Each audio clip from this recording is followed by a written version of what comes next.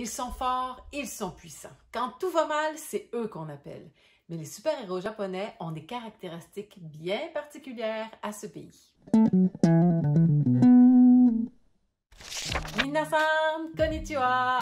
Alors aujourd'hui, on parle de super-héros japonais. C'est un sujet qui est particulièrement intéressant à aborder parce que ce sont des noms qui sont familiers à notre oreille. On les a déjà entendus, on les a déjà lus, même si on ne connaît pas nécessairement l'origine de ces personnages-là, de ces mythes qui sont très importants pour les Japonais, mais qui se sont rendus jusque dans les jeux vidéo, dans la culture pop, donc ils sont retrouvés un petit peu partout dans tout ce qu'on voit arriver du Japon. On peut penser à tous les super-héros de la catégorie qu'on appelle au Japon le shonen nekketsu. Nekketsu, ça veut dire vraiment la passion, hein? Ça veut dire s'animer, brûler. Donc, quand dans Fairy Tail, là, vous allez avoir Natsu qui dit Moeru, Moeru zo. Donc, il s'anime, il brûle. C'est pas seulement parce qu'il peut manipuler le feu, c'est aussi parce qu'il fait partie vraiment de cette catégorie de super-héros qui sont très puissants, mais qui sont en même temps très naïfs. Que vous allez voir un personnage comme Naruto va rentrer dans cette catégorie, vous allez voir Son Goku qui va rentrer aussi dans cette catégorie-là, du super-héros qui ne sait pas tout, qui est un petit peu idiot sur les bords. On va entendre le mot baka qui va revenir assez souvent. Donc, ce super-héros-là va avoir la naïveté, je dirais, qui vient souvent un petit peu partout, ponctuer son parcours et il est en apprentissage.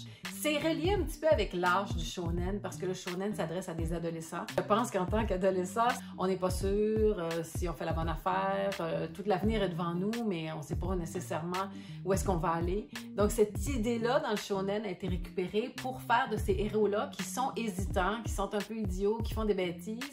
Puis oui, vous avez des pouvoirs et vous pouvez les utiliser.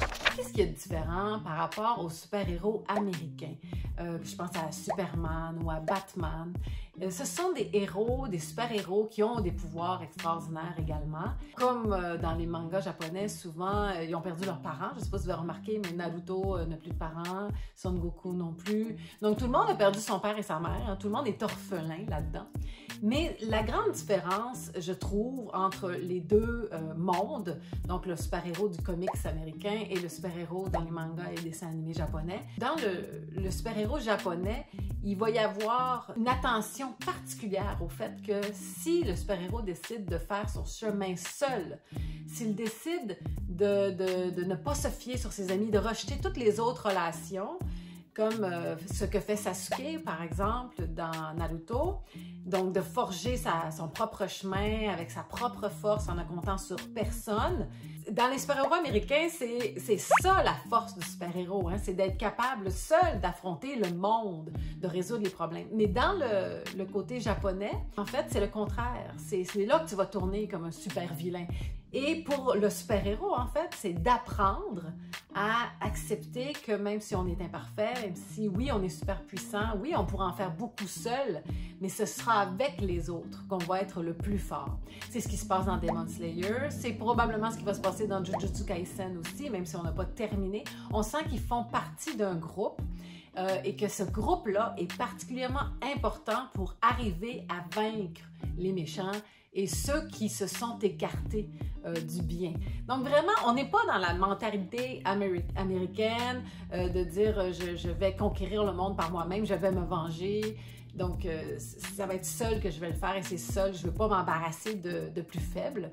Donc, cette idée-là, dans le manga japonais, est discutée, elle est souvent remise en question, on y fait face, hein, on la montre, et on peut même montrer que oui, elle peut porter fruit, on peut être quand même gagnant comme ça, mais c'est pas par là qu'on va vaincre. Donc, souvent, le shonen nekketsu va en arriver à cette idée-là qu'ensemble, on peut arriver à beaucoup plus de victoire, on peut arriver à marcher beaucoup plus loin que si on restait seul et que finalement ça nous fasse perdre notre morale, ça nous fasse perdre le sens du bien et du mal.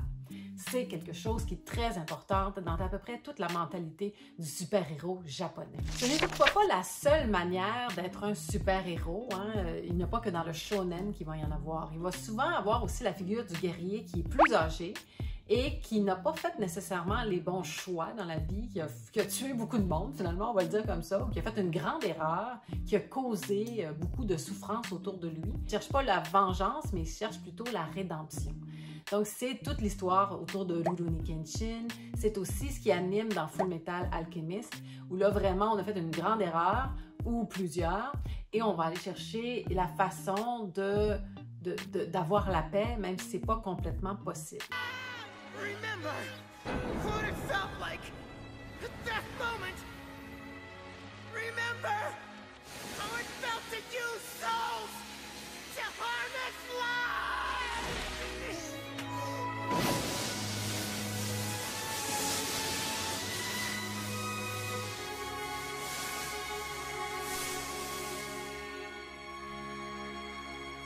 Pour aller vers la rédemption, on reste encore dans cette idée-là qu'il faut en faire plus, il faut aller vers les gens. Parce qu'on n'arrivera jamais à la paix, mais on va réussir peut-être à apaiser un peu notre âme de cette façon-là. Ce qui est intéressant aussi, c'est que cette idée-là de rédemption reste aussi très proche de la nuance. Même le super vilain qui va croiser le chemin du super-héros n'est souvent pas tout à fait complètement noir, mais il peut y avoir un petit quelque chose qui est lié plus au fait qu'il a pris le mauvais chemin et qu'on peut le ramener un peu. Donc, si vous voulez, le super-héros adulte qui a mené une mauvaise vie ou qui a fait une grave erreur, lui, ça serait un peu cette suite-là de comment, par la suite, il va chercher à faire quelque chose d'autre avec sa vie, avec cette deuxième chance-là qui lui a été accordée.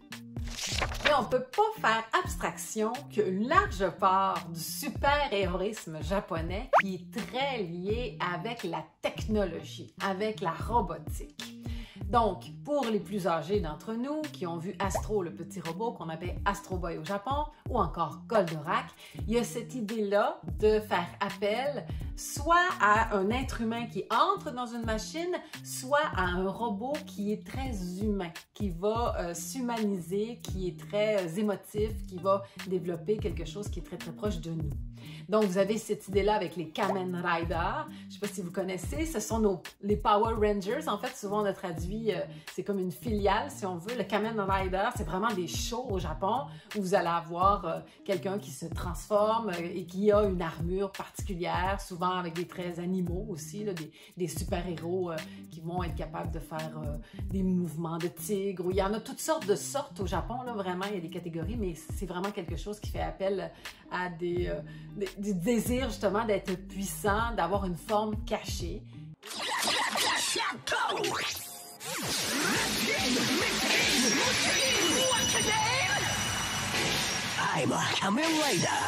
Et on va le retrouver aussi dans Evangelion, de faire appel à cette technologie-là, d'entrer dans un robot pour combattre des monstres qui sont évidemment capables de démolir la Terre, de tuer tout le monde.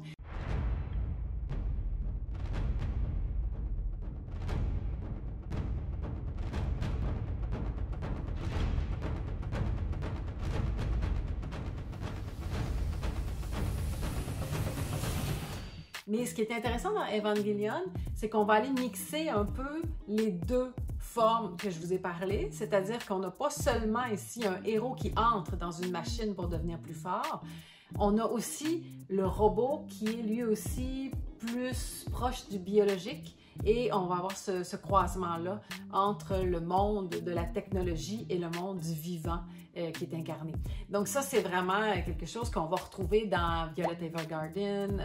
On va beaucoup jouer autour de ça. Gundam en a fait des séries très très longues. Donc on aime beaucoup aller vers cet aspect-là de la machine, de la technologie. Et c'est pas étonnant parce que le Japon est un pays où on réfléchit beaucoup à cet aspect-là de l'homme, de la machine, de comment s'intégrer, de comment intégrer cet univers-là dans notre monde. Évidemment, si je vous ai parlé de ceux qui se transforment, qui ont une forme spéciale, je vais en venir aux super-héroïnes parce qu'on a parlé beaucoup de super-héros, mais il y a aussi des super-héroïnes, les Magical Girls. Alors ici, on a bien sûr Sailor Moon, qui va être l'exemple qui a débuté un peu la série. Donc, vous allez avoir cette héroïne-là qui est généralement plutôt un peu maladroite, ça peut arriver, super gentille, souvent animée de bons sentiments. Ça se rapproche un peu là, de l'idée du super-héros dans le shonen neiketsu, hein, tout est dans tout finalement.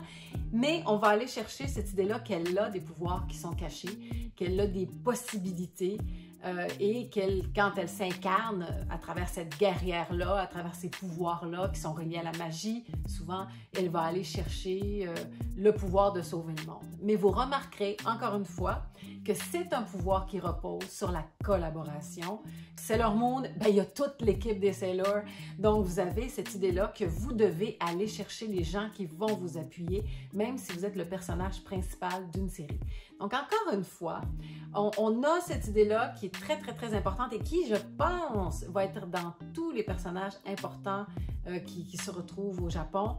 On ne peut pas faire abstraction de l'univers dans lequel on est et du fait qu'on est dans une société qui vit très proche l'un de l'autre et qui sait que pour passer à travers l'épreuve, on a besoin de notre communauté. Parce que, bon, c'est quelque chose qui est arrivé souvent au Japon. Donc, leur super-héros va mettre beaucoup d'emphase sur cet aspect-là, peut-être pour apprendre aux plus jeunes que c'est un petit peu comme ça qu'on va réussir à s'en sortir et ce n'est pas seul, que ce sera ensemble.